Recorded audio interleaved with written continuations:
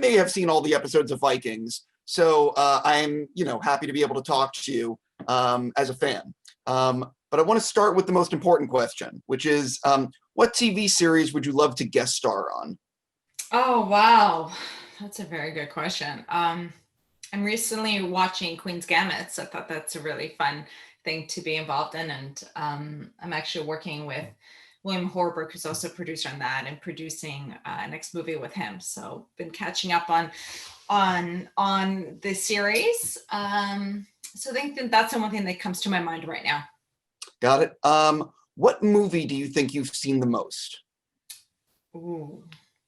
Well, that's a tough question. When I was a kid, I was a big fan of Annie.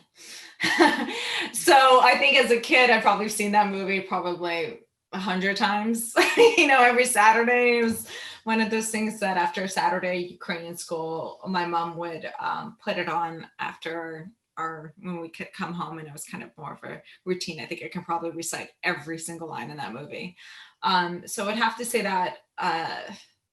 Also, Shawshank Redemption. As an adult, I've seen that movie, and I can watch that movie day in, day out, and never get bored of that, and still be inspired by that movie as well. That's a movie that if it comes on TV, you can't turn away. You have to watch it.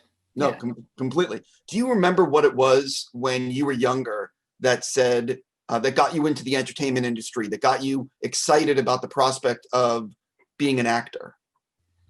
Gosh, I think there wasn't necessarily, well, actually there is. I had a cousin who was the very first um, music DJ, really, or video DJ. Her name was Samantha Taylor in Canada. She worked for MTV, and she was my cousin. So she was kind of the older cousin that was famous and on television. And I used to, being in grade school, I used to watch her all the time, and she would have these record albums that with her face on it, and I would take it to school and have her autograph it and try to sell it, because it was just one of those things that I was so proud to know somebody that was on TV, and getting a chance to be inspired that you can do it. I come from a small town outside of Toronto called Etobicoke, and didn't know anybody in the industry other than her, and the possibility to getting a chance to tell stories either in front of the camera as an actor or as a director, for me has always been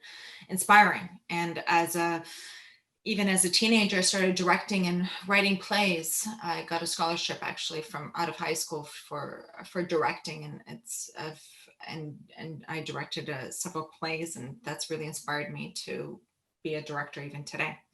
I know you directed a few episodes, but so I want to get into Marksman real quick. So I'm a huge Liam Neeson fan. I'm assuming you're also a huge Liam Neeson fan. So I guess I want to know, what did you pay to be in the Marksman? Did I pay? No, I'm totally joking with you. I'm just. Yeah, I know exactly what you're saying. So my agents called me, and they told me that there's a straight offer for a Liam Neeson movie, and you get a chance to play opposite him and play his daughter, his stepdaughter. And I think it was a quick shoot for me. I think it was 5 days, but I just wanted to be opposite Liam Neeson. For me, that was a no-brainer. Of course, I've been a fan of his since the Schindler's List days, and even Taken, and getting a chance to be opposite him was my main draw.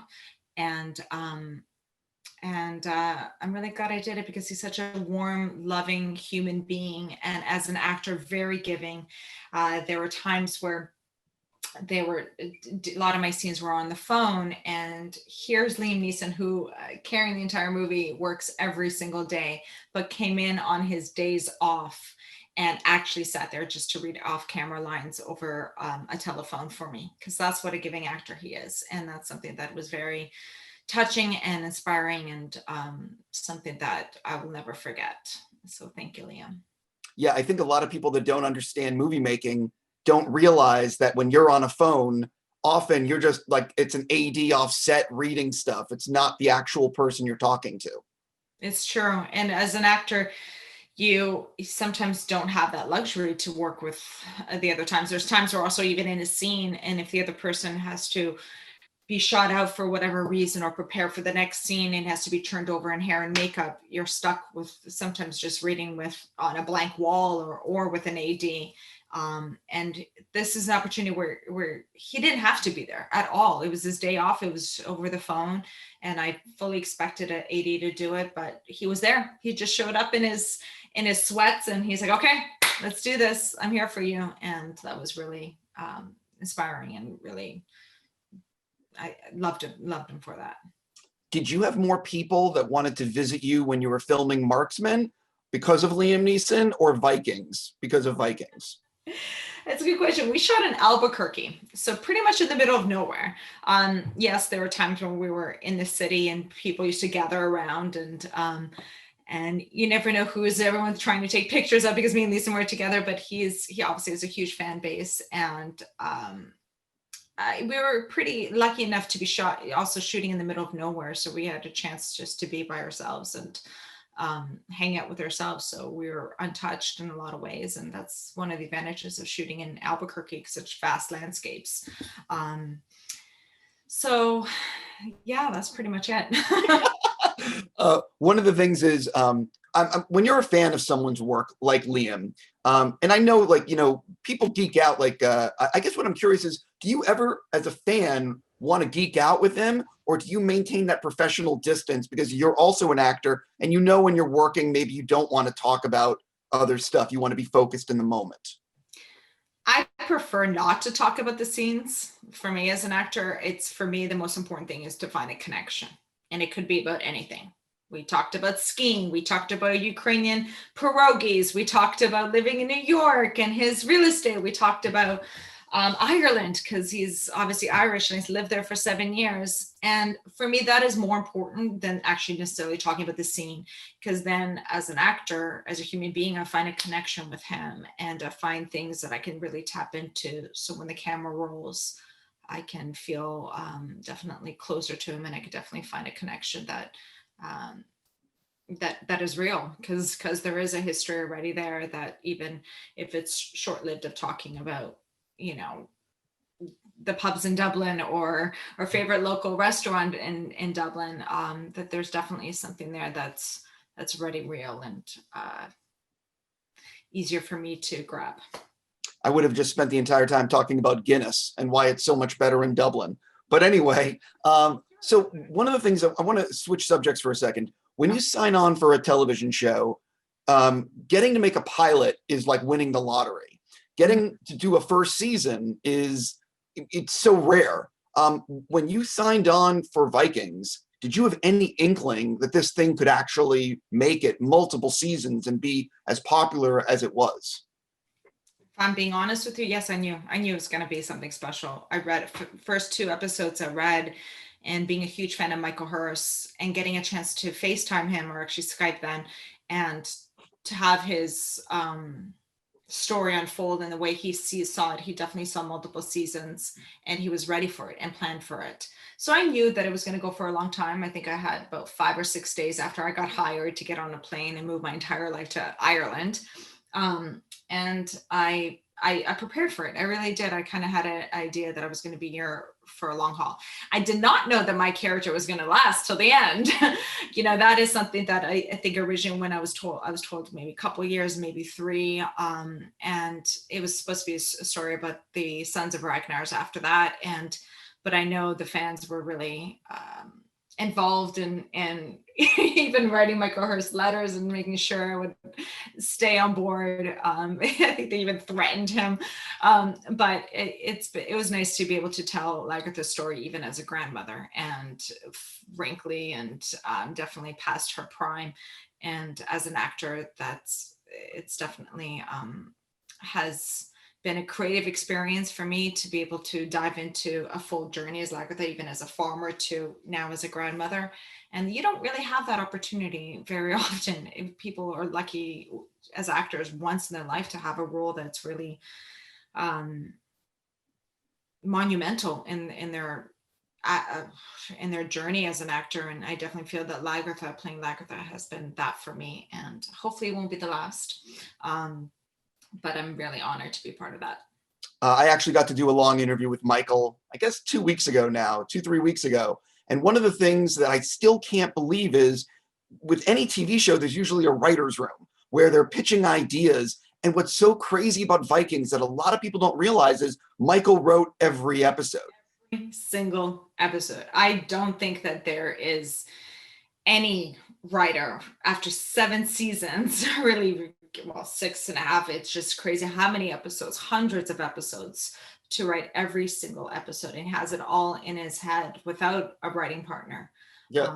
It's absolutely unbelievable, and something that he's, I know, very, very proud of.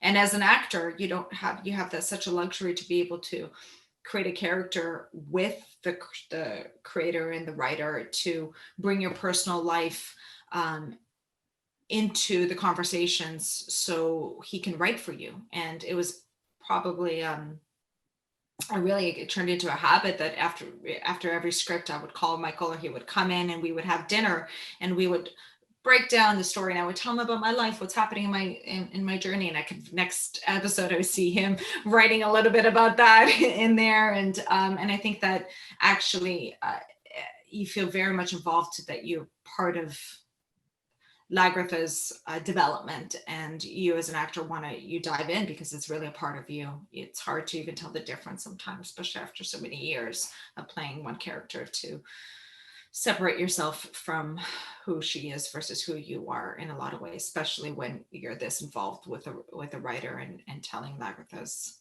story, and really your story. Was it your idea to have Lagertha die where she did? Was it like, were you leaving to do something else? Was it Michael saying, this is your time? Like, how did that all come about? Oh no, I thought I was going to go a lot earlier. I'm not going to lie to you. I definitely was ready to go earlier, only just because I think, these are the Vikings times. The majority of lifespan was, I think, 38, 39, 40 at that time. And I'm already pushing up of high 50s, 60s as a grandmother. So we have to keep somewhat kind of into the history of it all. But Michael didn't necessarily really want to let me go, but there has to be a time where if I'm going to go, let's write me something fantastic and amazing. And I couldn't ask for a better ending ever.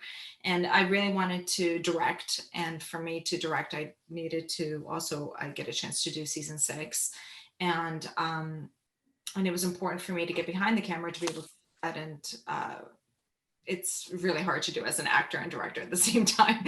So I couldn't be happier in how Michael wrote Lagertha's ending, and really the funeral that he gave her, and the legacy that even continues on to this final season, that she's still in there through memories and through the plot and storylines.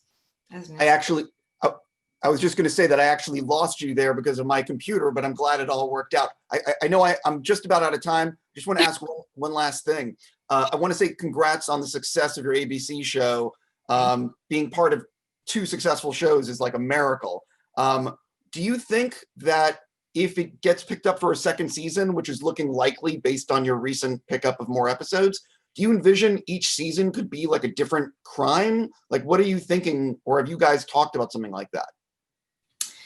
Well, thank you. The way I choose projects is really who the creators are. Obviously, Michael Hirst for Vikings and David Kelly for Big Sky is the main reason I signed on to this. A little nervous about being on a network, and in terms of creatively how to be able to push the boundaries as an artist to keep it raw, and it feels more of like a cable show.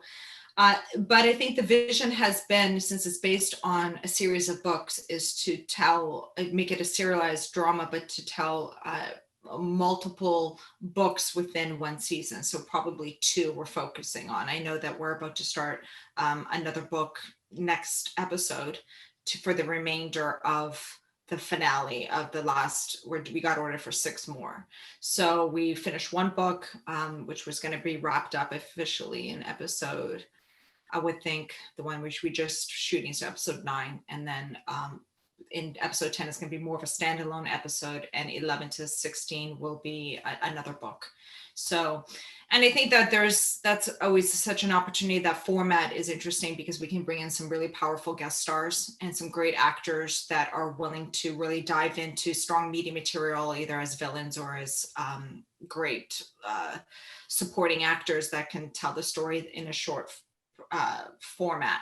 And I'm excited about the casting choices, and hopefully ABC really is bold with their choices, and that we create great storylines that people will be intrigued by it. I know I got to go. I'm just going to say that that's really smart filmmaking, not trying to carry one storyline for 16 episodes. I think that's going to make your show much more successful. Not having to, you know what I mean? When it. We were originally supposed to get on the second storyline much earlier, but we're waiting for a pickup, and ABC took too long to do it. So I just noticed them extending this one. But, but I definitely agree with you. I think that's definitely a way to keep everything moving faster and definitely keep the interest up. 100%. Listen, congrats on everything. Seriously, I really mean that. Good luck with the rest of your interviews. Have a fantastic day. Thank you.